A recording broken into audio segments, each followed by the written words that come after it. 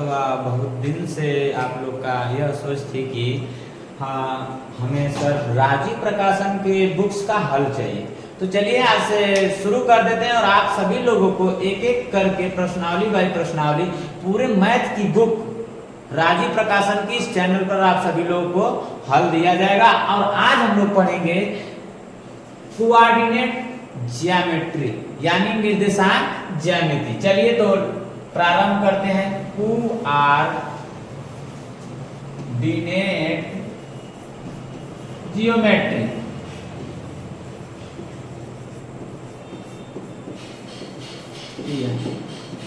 Coordinate ज्यामिति ऐसा करते हैं कि पहले चतुर्थांश को जानते हैं, इसका परिचय इंट्रोडक्शन बहुत जरूरी है जानना निर्देशांक ज्यामिति का। जब इसका इंट्रोडक्शन को हम जान जाएंगे परिचय को, तो हम बहुत अच्छे तरीके से इस प्रश्नावली को हल कर पाएंगे। तो सर्वप्रथम हम लोग जानते हैं चतुर्थांश को। किसको? चतुर्थांश। आखिर ये चतुर्थांश होता क्या है? तो पहले हम क्या करते हैं कि दो रेखा खींचते हैं और इसका नाम हम लोग x और इसका x डैश, इसका y और इसका y डैश रख देते हैं ना। यह चतुर्थांश है। इसको हम प्रथम चतुर्थांश बोलते हैं, इसको द्वितीय चतुर्थांश बोलते हैं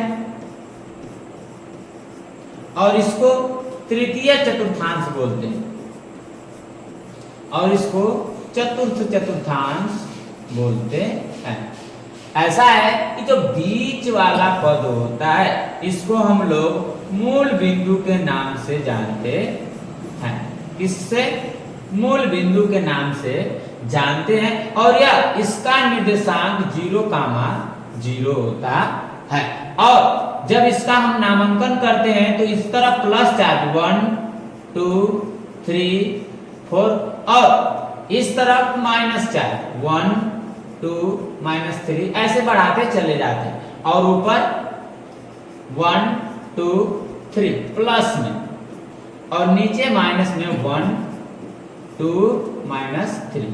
ये हम इसका नामांकन कर लिए। यानी प्रथम चतुर्थांश में आपका चार्ज प्लस प्लस होता है और दूसरे चतुर्थांश में माइनस और प्लस होता है। तीसरे चतुर्थांश में आपका माइनस और माइनस होता है और चौथे चतुर्थांश में प्लस कामा माइनस होता है। ये तो हम चतुर्थांश के बारे में बात कर रहे थे।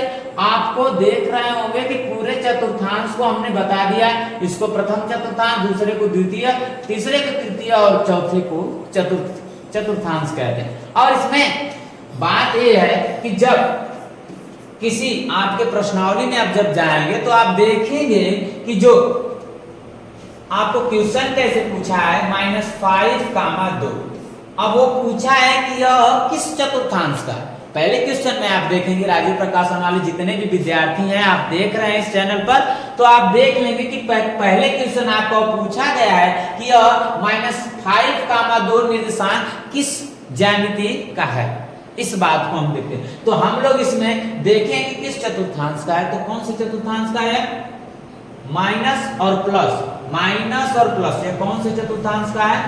द्वितीय चतुर्थांश का यह क्वेश्चन। मान लीजिए आपसे पूछ लिया कि 2,2 किस चतुर्थांश का है, तो तुरंत आप बताएंगे कि प्रथम चतुर्थांश का यह है निर्देशांक। बस समझ में। अब चलते हैं, थोड़ा सा आगे बढ़ते हैं और जानते हैं। आगे चलते हुए जानते हैं तो चतुर्थांश अच्छे से जान गए। अब इसी प्रकार से जानेंगे कि दो, अच्छा भुज और कोटि पहले जान लेते हैं। भुज और कोटि क्या होता है? भुज और कोटि। आप जब निर्देशांक देखते हैं तो x, y रहता है। तो x अक्ष वाले को क्या कहते हैं? भुज कहते हैं और y अक्ष वाले को कोटि बोलते हैं।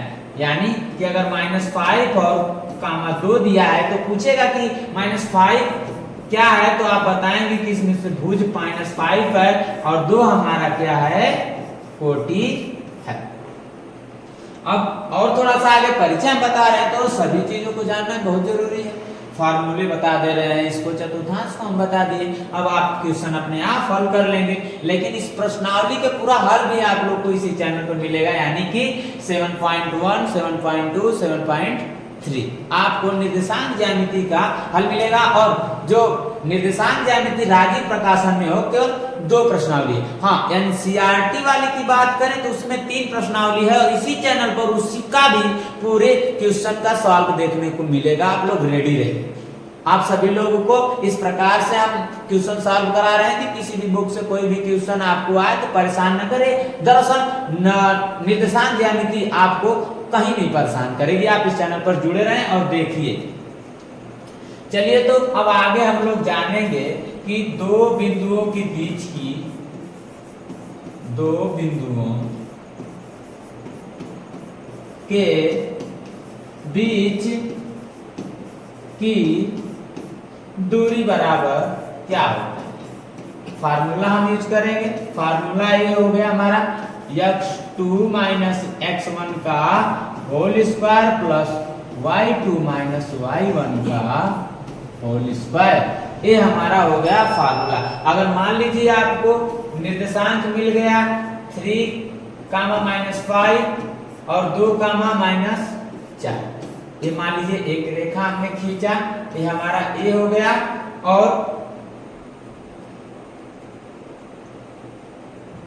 और हमारा ए बिंदु बी हो गई।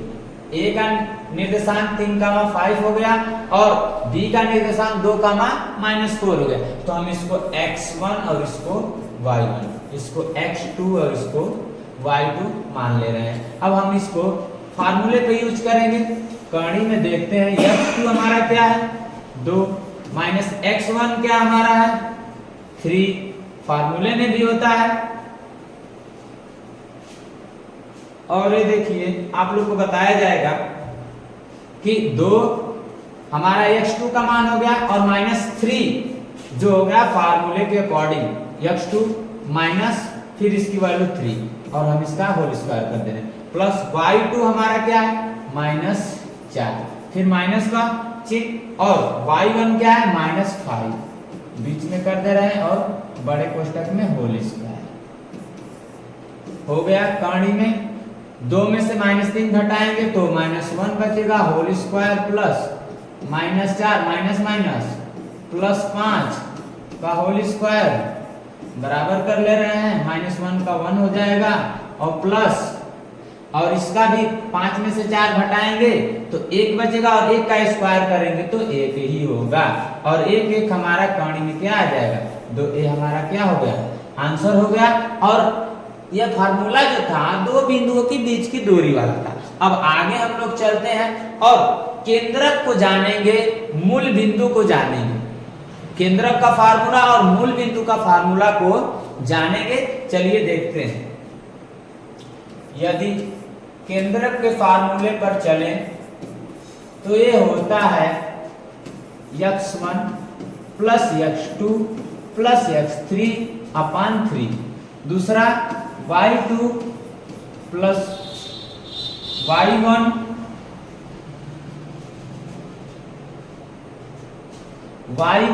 प्लस y2 प्लस y3 अपान के 3। ये हमारा फार्मूला हो जाएगा केंद्रक वाला।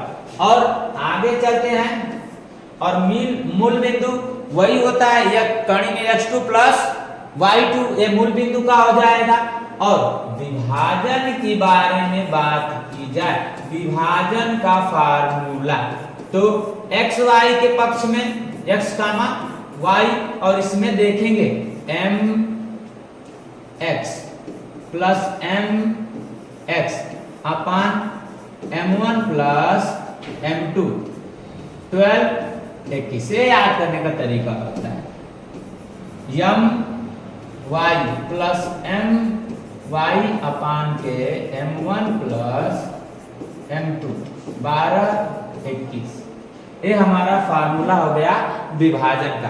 तो गाइस आप रेडी रहिए। इस चैनल पर आप सभी लोगों को सभी क्वेश्चन के आपको आंसर मिलेगा 7.1, 7.2 आपको राजीव प्रकाशन के बुक का सभी क्वेश्चनों को हल दिया जाएगा। आप परेशान नहीं होके गाइस, आपके एग्जाम आने तक पूरे एक्सरसाइज कंप्लीट कराई जाएगी इसी चैनल पर।